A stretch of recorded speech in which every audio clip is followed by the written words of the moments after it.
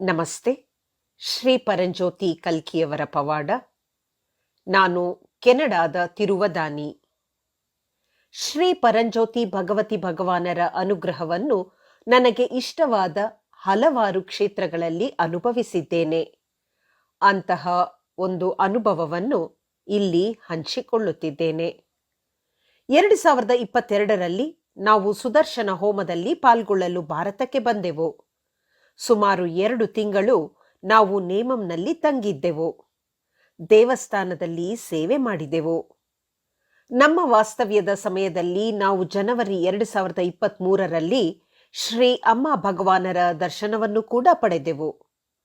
ಆ ಸಮಯದಲ್ಲಿ ನಾನು ನನಗಿದ್ದ ಮಧುಮೇಹ, ರಕ್ತದೊತ್ತಡ ಮತ್ತು ರಕ್ತದಲ್ಲಿ ಹೆಚ್ಚಿದ್ದ ಕೊಲೆಸ್ಟ್ರಾಲ್ಗಾಗಿ ಮಾತ್ರೆಗಳನ್ನು ತೆಗೆದುಕೊಳ್ಳುತ್ತಿದ್ದೆ.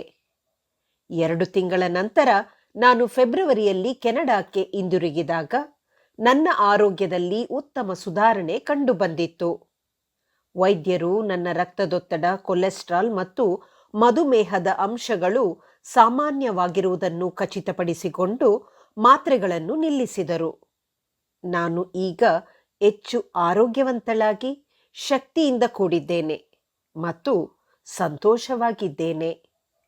ಶ್ರೀ ಪರಂಜ್ಯೋತಿ ಭಗವತಿ ಭಗವಾನ್ ಆರೋಗ್ಯದ ಈ ಮಹಾನ್ ಕೊಡುಗೆಗಾಗಿ ನಿಮಗೆ ಅನಂತ ಕೋಟಿ ಕೃತಜ್ಞತೆಗಳು. ಎಂದೆಂದಿಗೂ ನಿಮ್ಮ ಪಾದಕಮಲಗಳಲ್ಲಿರಲು ಬಯಸುತ್ತೇನೆ.